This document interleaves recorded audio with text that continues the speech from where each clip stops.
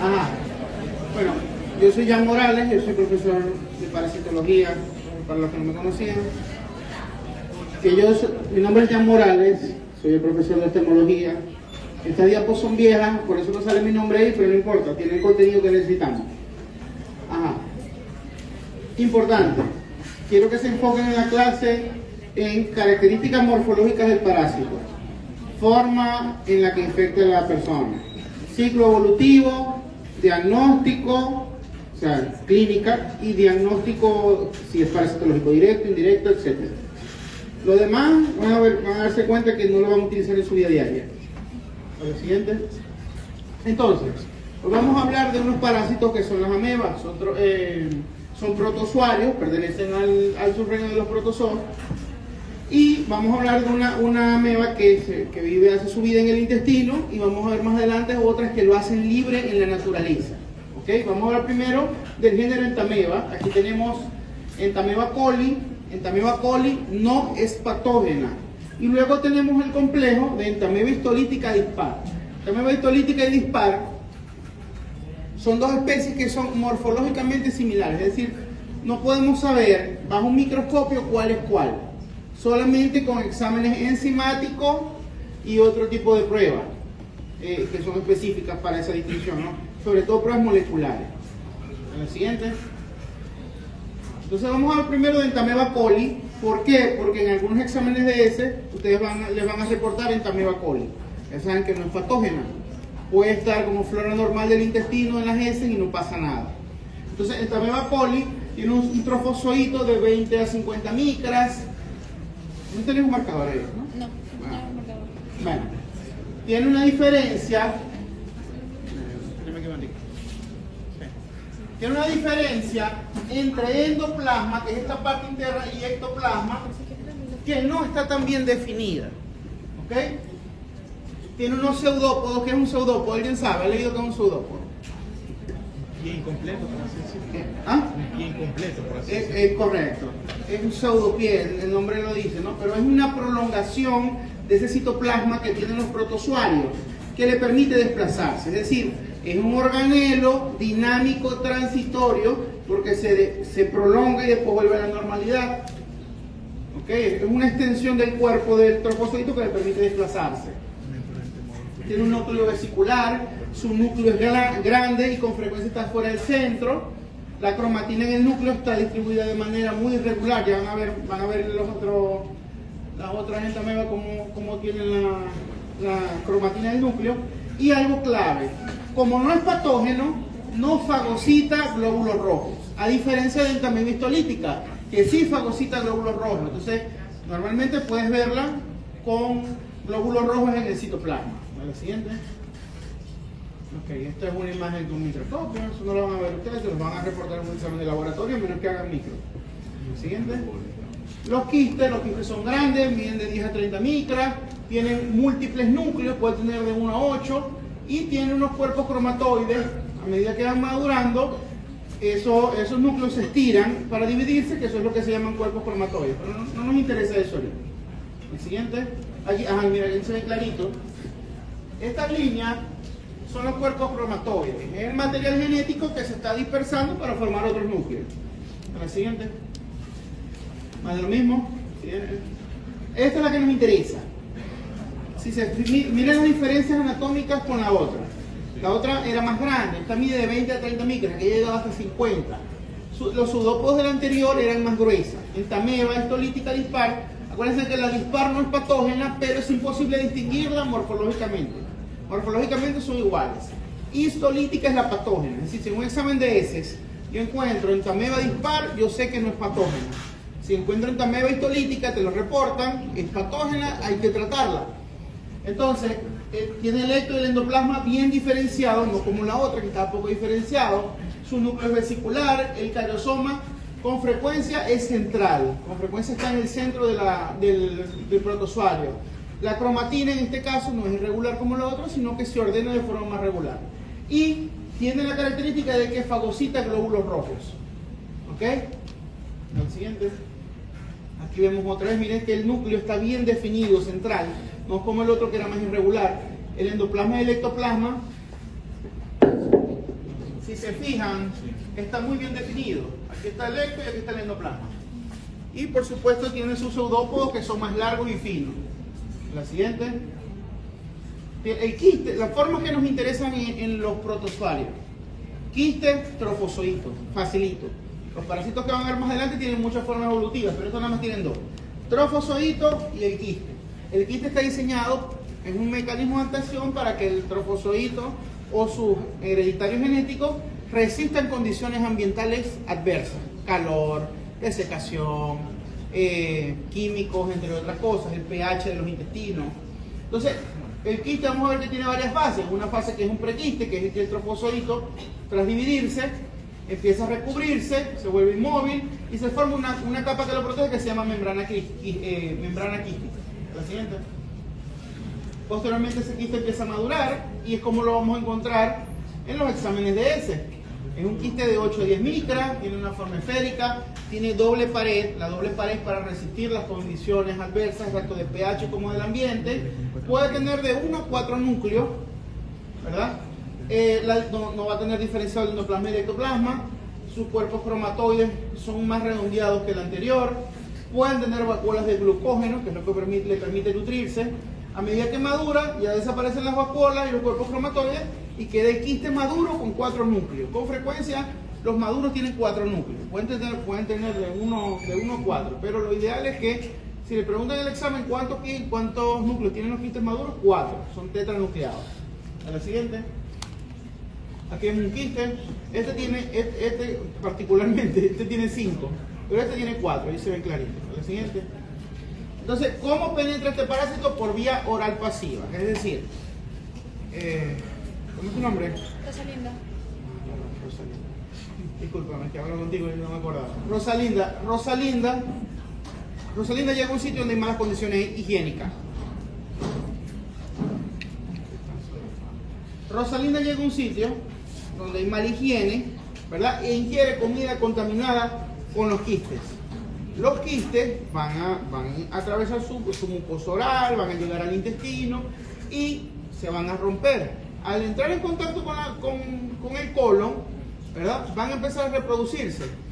Es decir, el quiste se va a romper, van a salir 4 trofozoitos. El trofozoito va a empezar a reproducirse, a hacer lisis y lesiones. Ya vamos a ver los mecanismos patogénicos que tiene. Va a producir diferentes lesiones sobre esa mucosa intestinal. Y se va a empezar a reproducir por división binaria. A medida que esos trofozoitos caen a la luz del intestino, por las condiciones adversas del ambiente, se enquistan. Y ella va a defecar los quistes. ¿Ya? Déjame un segundito, que tengo el teléfono pegado a los lentes y se escucha los WhatsApp.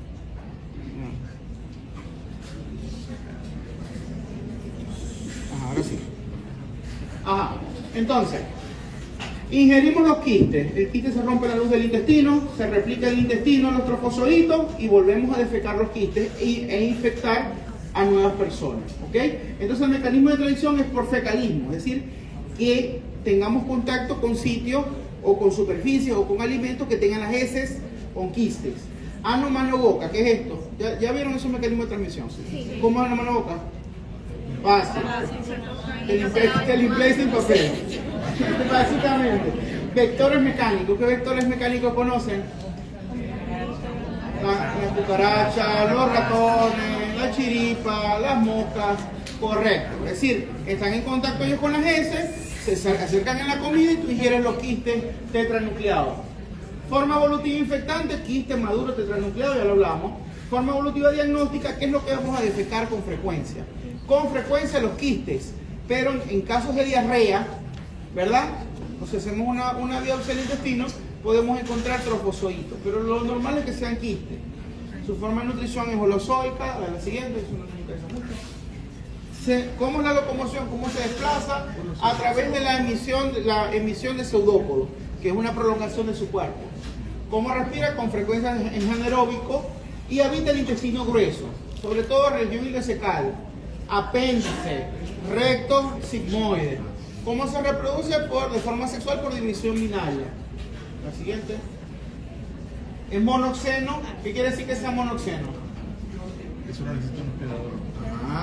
que cumple su ciclo vital en un solo hospedador, y Eurixeno, Que pueden ser en que puede afectar varias especies que no estén emparentadas filogenéticamente. 20 puntos. A la siguiente. Aquí vemos otra vez el ciclo evolutivo que ya les expliqué.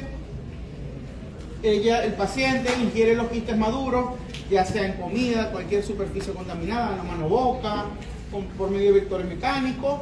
Los quistes eclosionan y en la luz del intestino grueso se desarrollan los trofozoitos que van a penetrar la mucosa, producir ulceración y vas a defecar de nuevo los quistes. ¿Qué pasa? Ya van a ver que la mayoría de la población que sufre esto es asintomática. Entonces están infectando a más personas sin darse cuenta. A la siguiente. Puede producir lesiones por vía bioquímica porque tiene enzimas que son colagenasas y elastasas que destruyen el colágeno de la mucosa intestinal, y es poliatriz porque también absorbe los nutrientes, las vitaminas que pasan por la luz del colon. La siguiente. Puede producir, normalmente la patogenia es que en ciertas condiciones con cargas parasitarias altas produce una ulceración superficial del intestino, produce lisis de esa submucosa, la úlcera se extiende debajo de la mucosa y genera una cosa que se llama úlceras en botón de camisa. Cuando esta ulceración se vuelve crónica, ¿verdad? Los vasos sanguíneos que están en la submucosa también se afectan, se infartan y produce necrosis. Si se produce necrosis en la mucosa intestinal, existe un riesgo de que se perfore la mucosa intestinal y van a tener un abdomen agudo perforado. La siguiente. Gracias a Dios eso no pasa con mucha frecuencia, pero pasa. Bueno, miren, este es un diagrama fácil, ¿no? No está fácil. De prácticamente lo que hace la entameba, tiene muchas enzimas que le permiten degradar la mucina que está en la pared del intestino, por eso es que la atraviesa. Y tiene capacidad de evadir todos los mecanismos de protección. Puede inhibir la respuesta de los neutrófilos, puede evadir también o es resistente a la defensa de cierta inmunoglobulina. La diferencia de los parásitos con las bacterias es que los parásitos están diseñados para mantener su replicación en largo tiempo sin tratar de matar al huésped. Es lo que van a ver más adelante, que es lo que tratan de hacer la mayoría de los parásitos, ampliar su vida, y para ellos han desarrollado mecanismos genéticos que le permiten tolerar respuestas celulares y respuestas humorales del sistema inmune. A la siguiente. El nombre de la parasitosis es amebosis, conocida popularmente como amibiasis. El periodo de incubación es de 2 a 4 semanas. Es decir, yo entro en contacto con el quiste y no voy a manifestar síntomas hasta de 2 a 4 semanas. A la siguiente. Ok, aquí vamos con la clínica, que es lo que más me gusta, porque es lo que más se van a acordar. El 90% no va a tener síntomas. Si van a hacer jornadas en zonas rurales, si van a hacer cualquier tipo de sitios, o sea, cualquier tipo de actividad o a comer en sitios que no cumplan con las condiciones higiénicas adecuadas, tienen que pensar que esto les puede dar. Y hay mucha gente asintomática infectando más gente. El 10% desarrolla síntomas, de los cuales hay dos formas. Una intestinal, que gracias a Dios es la mayoría, es intestinal. Hay una forma no invasiva, que es el 90%. La forma no invasiva intestinal no produce casi síntomas. El paciente puede tener periodos de constipación alternados con diarrea y puede parecer cualquier cosa. Ay, no, me comí una hamburguesa quebrada y me cayó mal. Puede parecer eso y no es así. ¿Ok? Y está la otra forma, que es la más rara, pero la más letal, que es la invasiva. Aquí la invasiva suele cursar clásicamente, lo clásico es una amebosis o amibiasis disentérica aguda. El paciente tiene evacuaciones mucosanguinolentas. Si se fijan, le pasa el 10%. La mala suerte que tiene que tener la persona. Le pasa el 10% y de ese 10% al 10%, es decir, de 10 a 1 le va a pasar. Que va a desarrollar la forma disentérica. Acuérdense, disentería amibiana, heces, muco o evacuaciones mucosanguinolentas con pujo y tenesmo. ¿Ya? Que tienes ganas recurrentes de hacer pupú, intentas hacer pupú y no haces nada. Puro moco y sangre. ¿Ok? Otro porcentaje más bajo todavía desarrolla formas crónicas. Es la disentería, en este caso no es aguda. La aguda también puede cursar con fiebre, malestar general, debilidad, etc. La crónica no, la crónica son periodos alternantes de diarrea mucosanguinolenta vuelve la diarrea mucosanguinolenta y para. La aguda va con fiebre, malestar general, decaimiento y diarrea abrupta, con moco y sangre. Y finalmente, si estos casos no se tratan y evolucionan, desarrollan una colitis amibiana fulminante. Hay múltiples perforaciones en el colon, puede perforarse y gracias a Dios le pasa a muy pocas personas, sobre todo inmunosuprimidos, pero puede llevar a la muerte, ¿ya? Es decir, es un cuadro como el agudo, diarrea con moco y sangre, debilidad, decaimiento, pero se suma a ese cuadro perforación en la mucosa intestinal, ¿ok? Entonces es mucho más grave. Formas extraintestinales, gracias a Dios le pasan a muy poca gente también. La más común, acceso hepático amibiano, lo van a ver en medicina tropical. Una de las causas del síndrome febril prolongado o fiebre de origen desconocido es el acceso hepático amibiano. El parásito migra por los vasos de la submucosa hacia el hígado y en el hígado genera un acceso. Con frecuencia es único, el paciente tiene pérdida de peso, síndrome febril con muchos días, la fiebre ocasional, no dan con el diagnóstico hasta que hacen un ecograma. Afecta a varones de 20 a 40 años, ¿ok? Ya van a ver las imágenes. Se puede parecer una hepatitis a veces porque el paciente puede tener ictericia, le hacen las pruebas de hepatitis, serología y no hay hepatitis. Lo descubrí haciendo un ecograma. Pero tienes que pensar, ¿tuviste algún episodio de diarrea con moco y sangre? Si tienes un sitio cercano donde cocinaban con mala higiene, pueden pensar en un acceso hepático. Formas más raras en inmunosuprimidos. Acceso cerebral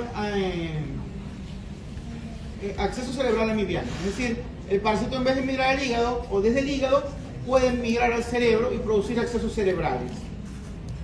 Con frecuencia, cuando el acceso está hepático y no se trata, el paciente no tiene una buena condición, puede hacer una fístula que llega a la pleura y se produce una amibiasis pleuropulmonar. Incluso casos muy severos, de la pleura pasa al pericardio y hace una pericarditis. Entonces tiene amibiasis, el acceso hepático, amibiasis pleuropulmonar y pericarditis por amiba.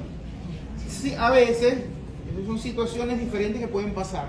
A veces se puede combinar en uno solo o con frecuencia que no tenga todo junto, ¿no? La amibiosis cutánea y de mucosa. En caso de diarrea muy severa, pues, si entras en contacto las heces con la piel, puede producir ulceración en la piel y crecimiento de parásitos en la piel o en la región rectal y perianal. ¿Ok? Bastante grave. La siguiente. Una pregunta. Entonces, la infección puede tanto intestinal como intestinal, Sí. en el sentido de que ya te dio la infección intestinal y aún así puede darte Sí. Tú puedes estar con un intestinal, con una colitis aguda y puede mejorar los síntomas de la colitis y el parásito puede migrar por vía sanguínea hacia el hígado en primer lugar. Sobre todo eso pasa en inmunosuprimidos. ¿Ok? Siguiente.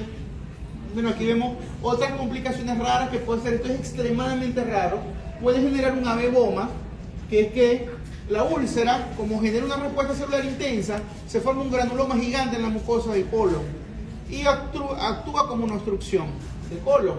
La otra es que haga una apendicitis, como está en toda la región cecal, se puede almacenar en el apéndice el parásito y perfora el apéndice. Y por supuesto la amibosis perforada, que es la fulminante cuando perfora el intestino. Esta es una imagen donde pueden ver un acceso hepático. Con frecuencia el acceso es único, que sería esto que está aquí. Esto es el acceso. Cuando ustedes lo drenan, tiene una característica que el líquido que tiene es color chocolate. La siguiente. ¿Cómo hacemos el diagnóstico? Primero, clínico epidemiológico. La clínica debe ser la prioridad junto con la epidemiología. Y después hacemos la elección del parasitológico directo. Vamos a hacer un examen de ese al fresco. Lo podemos colorar con Lugol, con una hidro, tensiones permanentes. Lo importante es que ustedes me digan en el examen cómo va el diagnóstico clínico epidemiológico y parasitológico directo, con examen de heces al fresco. Podemos ver en el examen de heces el trofosfoito con el glóbulo rojo fagocitado. En pacientes donde no podemos encontrar el diagnóstico, sospechemos, podemos hacer pruebas de concentración, es decir, son pruebas donde agarramos mayor cantidad de heces, ¿verdad? Se comprimen y se estudian bajo el microscopio. Otras pruebas que podemos hacer en casos donde no demos el diagnóstico, sobre todo en los abscesos hepáticos, podemos hacer serologías como ELISA, inmunofluorescencia, hemaglutinación indirecta, y cuando tenemos la sospecha y todo nos sale negativo, usamos la en reacción en cadena de la polimerasa, que es el gol estándar en casos donde no podemos dar el diagnóstico. La siguiente. Entonces, en formas intestinales podemos hacer examen de heces, ya lo hablamos, con las coloraciones. Técnicas de concentrado como Ritchie y Foss, que son, como les dije, las técnicas de concentrado lo que consisten en agrupar más heces y comprimirlas para estudiar, a ver si agarrando mayor cantidad encontramos el parásito. La siguiente, ajá. Aquí podemos ver, eso es un examen de heces, un trofozoito, y eso que es un quiste, está el libro, con un solo núcleo. Diferentes quistes, el siguiente. Exámenes inmunológicos, podemos hacer coproantígenos en las heces, ELISA, sobre todo las pruebas serológicas las usamos cuando sospechamos que es una amibiasis y no tenemos el diagnóstico directo confirmado.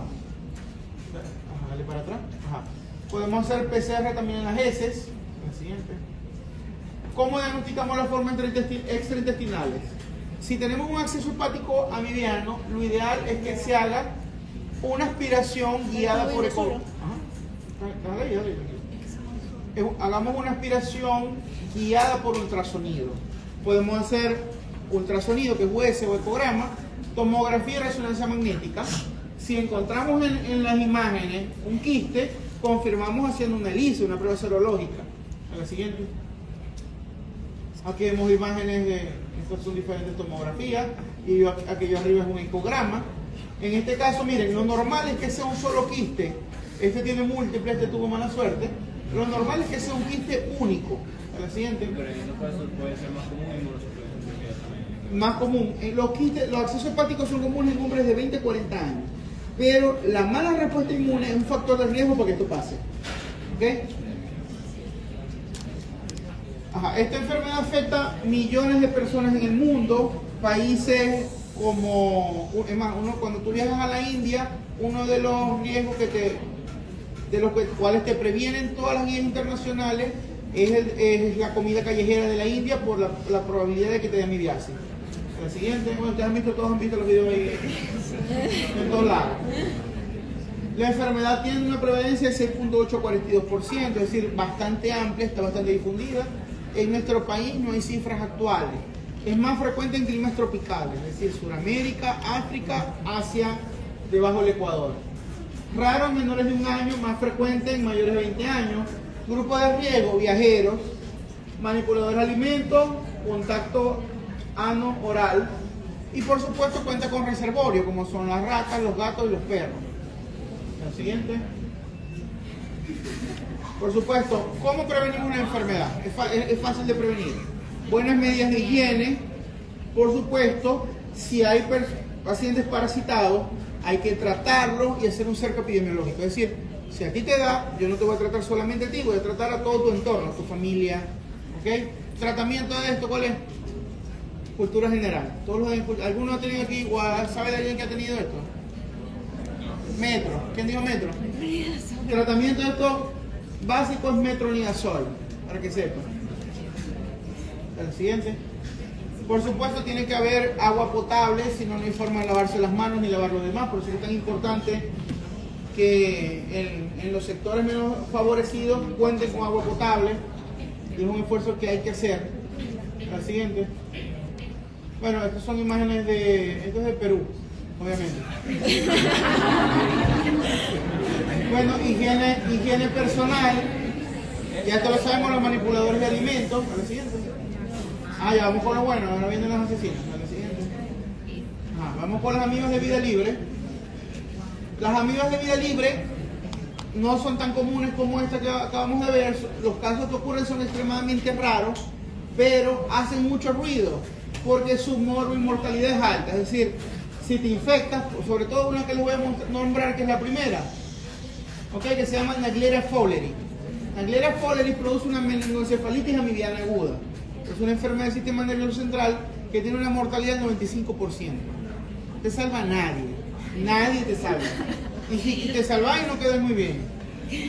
Entonces tenemos a Naegleria, que es la principal, es el llamado parásito asesino. ¿Alguien vio eso en Discovery alguna vez? Estoy muy viejo. Parásitos asesinos. Está Acanthameba, que produce infecciones del sistema nervioso, inmunosuprimido e infecciones corneales. En el caso mío, que soy oftalmólogo, la veo bastante. y Balamutia, que es extremadamente rara y afecta inmunosuprimido. La siguiente.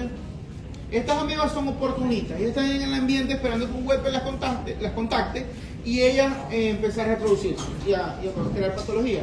La siguiente. Esto no me importa mucho, le podéis pasar las guías porque lo pueden leer. ¿Qué me interesa? Naegleria fowleri, las características biológicas de ella. Soporta altas temperaturas, es decir, le gusta el agua caliente, le gusta el agua dulce, no le gusta el agua salada. Entonces le gusta estar en piscinas, ¿verdad? Ríos, estanques, agua estancada. ¿Ok? Es sensible a la cloración, por eso es importante que ustedes le echen cloro a las piscinas. Viven en el medio ambiente, puede estar en todos lados. Es flora normal en algunas personas de nariz y garganta. Y van a encontrar en este caso trofozoito y quiste, pero él tiene una forma intermedia que se llama trofozoito flagelar.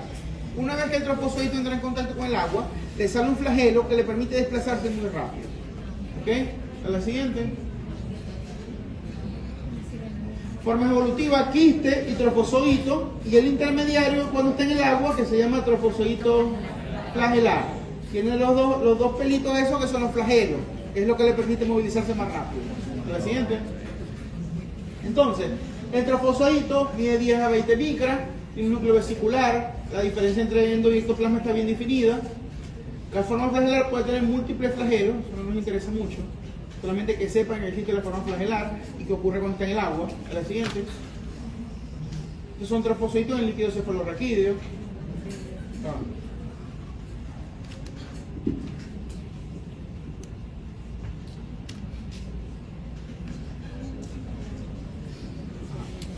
Seguimos, siguiente. Tiene quistes, el quiste es de 8 a 15 micras. Tiene una pared bastante densa, 1 o 2 poros. A la siguiente, eso no nos interesa mucho. ¿Qué nos interesa aquí? Como ella está, el parásito está en aguas estancadas, en piscinas sucias, en Hawái, a lo que ustedes se meten, normalmente la persona se infecta haciendo baños de inmersión. Saltas en el agua, te tiras de una altura y caes en el agua, y al entrar, el agua entra a alta presión, entra en contacto con tu nariz y el parásito penetra el epitelio neuroolfatorio.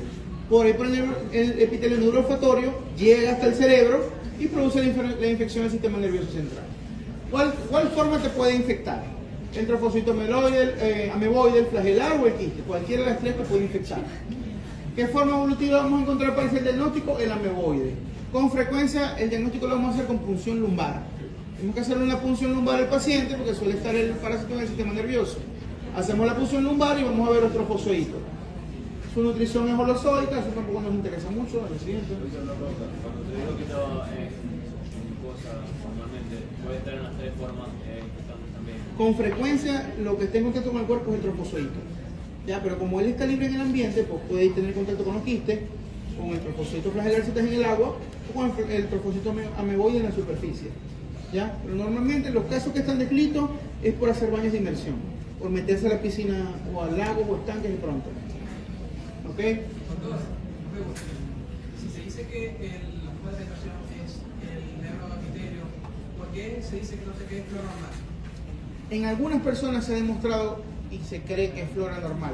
Son estudios no concluyentes. ¿Por qué no infecta a las personas cuando la tienen en las mucosas? Probablemente porque no atraviesan la mucosa y se meten en el epitelio neuroolfatorio. O sea, el factor de riesgo que se considera más importante de esto es el contacto brusco con el agua y la presión a la que entra el agua en la fosa nasal. Entonces, la locomoción se moviliza a través de la emisión de pseudópodos, como todas las amibas. Su respiración es aeróbica, puede estar en el medio ambiente, se reproduce de forma sexual.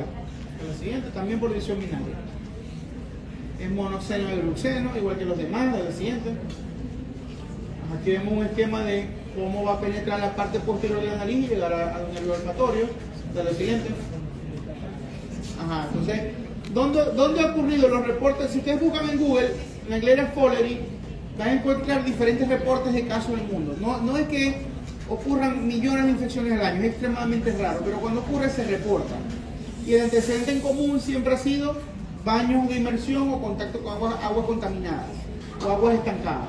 Estos casos se habían más que todo en Estados Unidos, Canadá, porque en los días de verano la gente iba a meterse en los estanques. Entonces hacían baños de inmersión y salían infectados. Con frecuencia afecta a los jóvenes. Aquí en Venezuela hay casos descritos.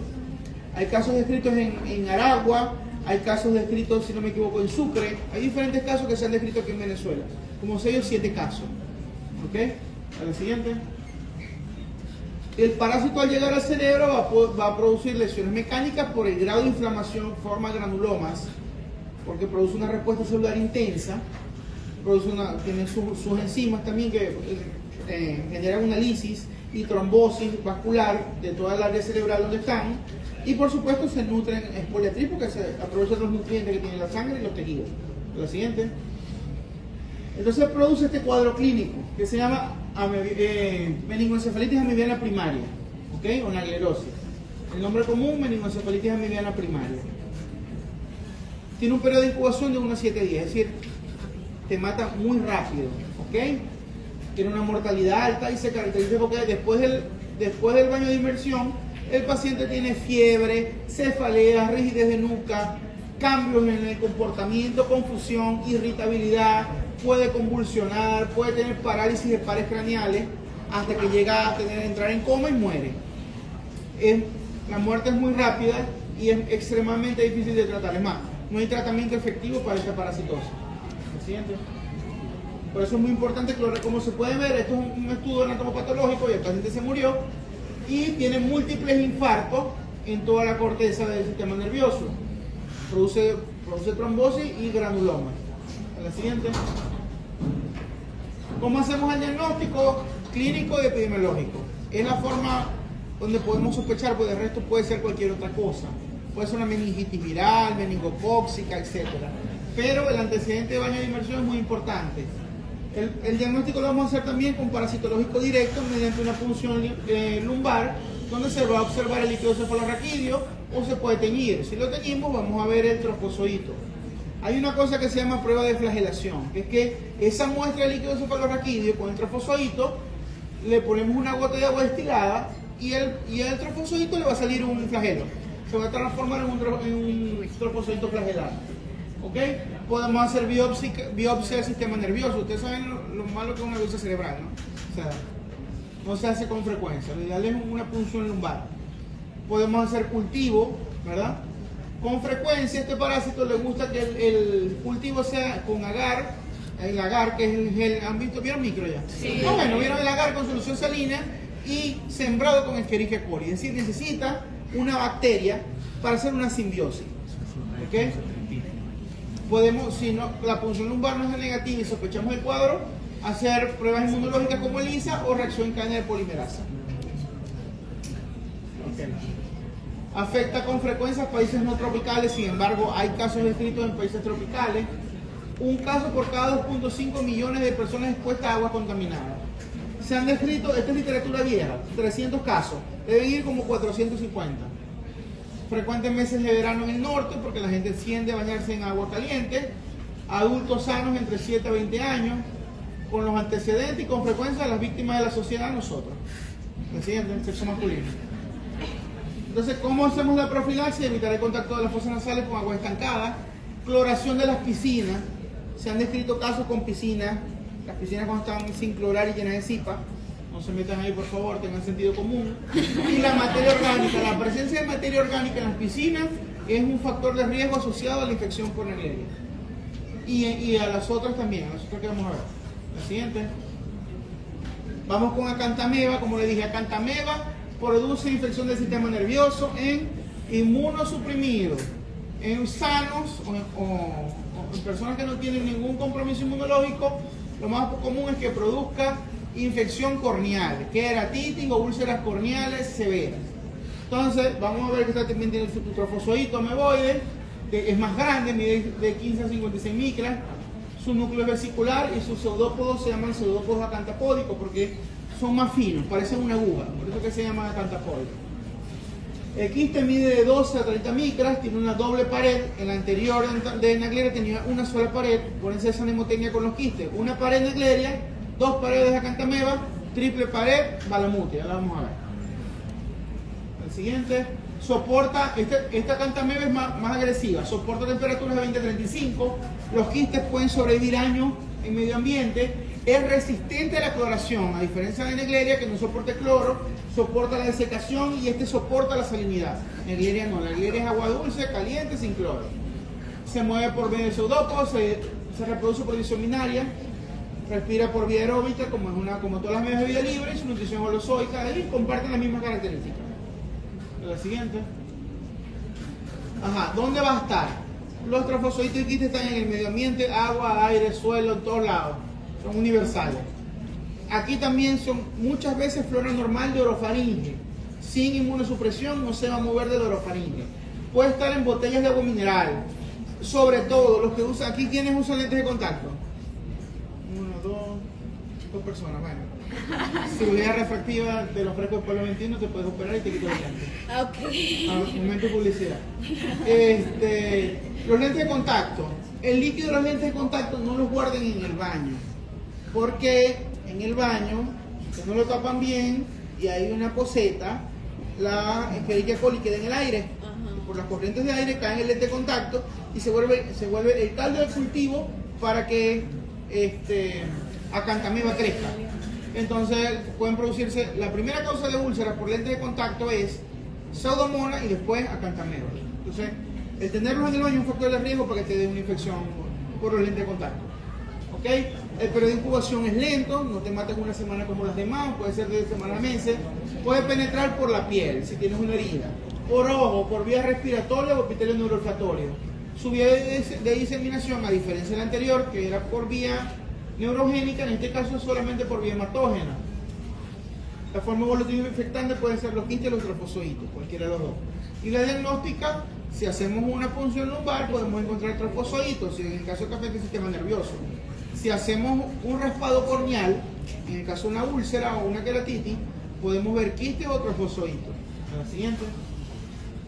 Bueno, el mismo ciclo de vida, un ciclo de vida parecido. Aquí no es necesario el baño de inmersión.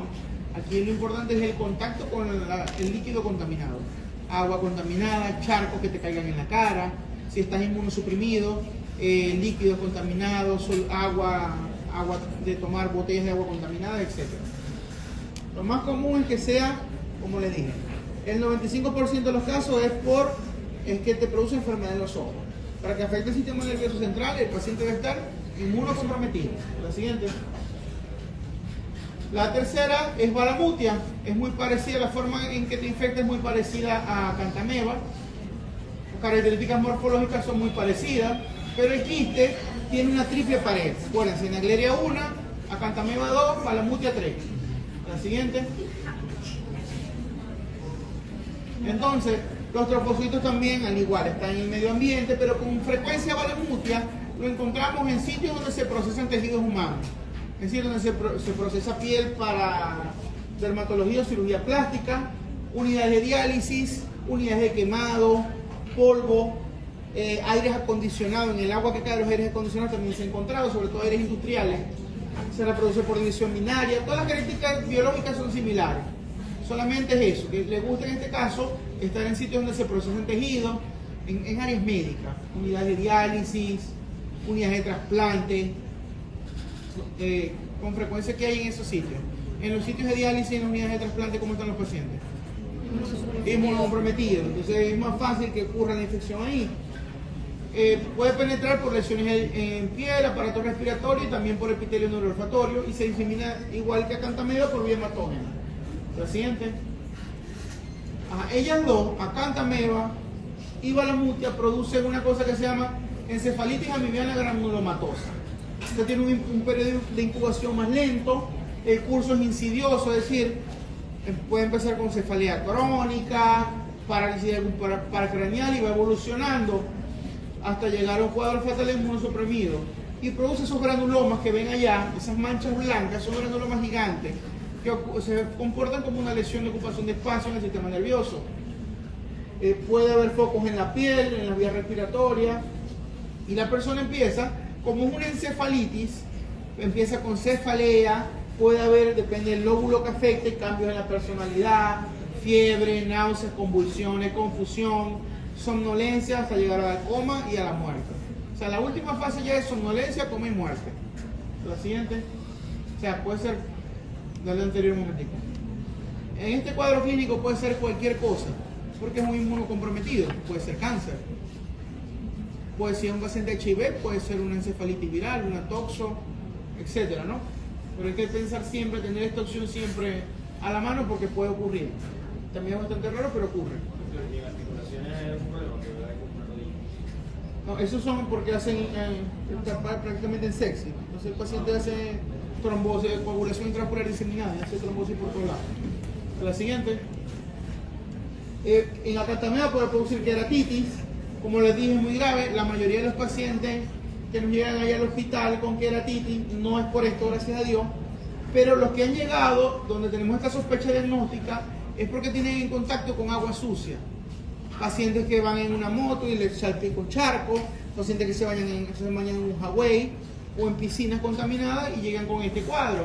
Es una queratitis extremadamente dolorosa porque el parásito crece alrededor de los nervios de la córnea.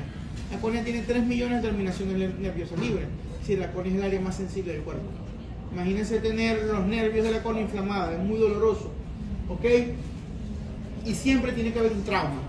Tiene que dar sus golpes, rasparse, que el agua entre a alta presión, produzca una abrasión y el parásito crezca. Puede llevar a ceguera, normalmente son difíciles de tratar, a veces con trasplante de córnea puede ser ineficiente el trasplante de córnea, y son bastante severos, lo mejor es evitar. Y el tratamiento aquí en Venezuela no tenemos tratamiento estandarizado. Los medicamentos que han diseñado para esto no llegan a Venezuela, ¿ok? Entonces nos toca experimentar. La siguiente. Bueno, puede afectar diferentes focos en inmunosuprimido, como cuadros respiratorios, úlceras en la piel, puede afectar riñón, útero, próstata, casos muy raros en inmunosuprimido. La siguiente, lo normal es sistema nervioso y queratitis. La siguiente. Balamutia es igual. Las dos, ¿cómo hacemos el diagnóstico? Tenemos que diferenciarlo con encefalitis virales en pacientes HIV o muy inmunocomprometidos, neurocisticercosis y por supuesto tumores. Personas mayores tenemos que hacer un tumor siempre. ¿Cómo hacemos el diagnóstico? Parasitológico directo con punción lumbar, donde vamos a ver el trofozoito, o biopsia de tejido cerebral. Ya hablamos que lo difícil que es una biopsia cerebral, ¿no? Pero sigue siendo una opción. Podemos cultivarlo, si se fijan, ¿se acuerdan de los lentes de contacto y la Escherichia coli? Acá en Tameva se cultiva también con agar, con solución salina y Escherichia coli. Pero Balamutia no. Balamutia tiene que estar agar solo sin bacterias. ¿Ya? Podemos hacer pruebas inmunológicas, modificación de complemento, ELISA, inmunofluorescencia, reacción en cadena polimerasa y por supuesto las imágenes. A la siguiente. Más de lo mismo, si nos da infección en la córnea, lo refieren al oftalmólogo y no le ponen Todex. Nosotros le hacemos un raspado de la córnea y teñimos a ver si encontramos quistes o trofozoitos. Podemos hacer una biopsia, etc. La siguiente. Estos parásitos son, como les dije, como viven en ambientes hospitalarios y médicos, son resistentes a desinfectantes, cloración, desecación, afecta con frecuencia a adultos y ancianos, se comporta como afecta inmunosuprimidos porque son oportunistas. Enfermos crónicos, trasplantados, que los trasplantados todos están siempre inmunosuprimidos, y alcohólicos. ¿Okay? Queratitis sí puede afectar a todo el mundo, inmunocompetente y inmunocomprometido. Hasta la siguiente.